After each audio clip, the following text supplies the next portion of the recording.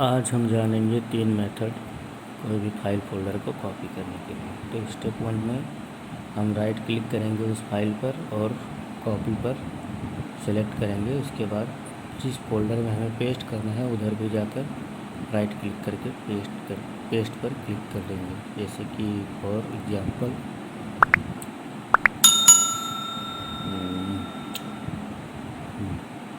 जैसे अब इस पर मैंने राइट क्लिक किया और कॉपी पर सिलेक्ट कर दिया। अब इधर फोल्डर हमें इस पर पेस्ट करना है तो राइट क्लिक करके पेस्ट पर क्लिक कर देंगे।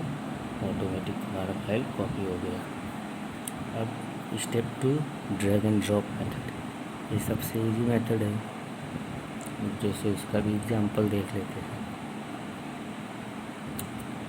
ये हमने फाइल पर क्लिक किया, बिना क्लिक छोड़े दूसरे फोल्डर में छोड़ दिया, अपने आप ये कॉपी होने लगा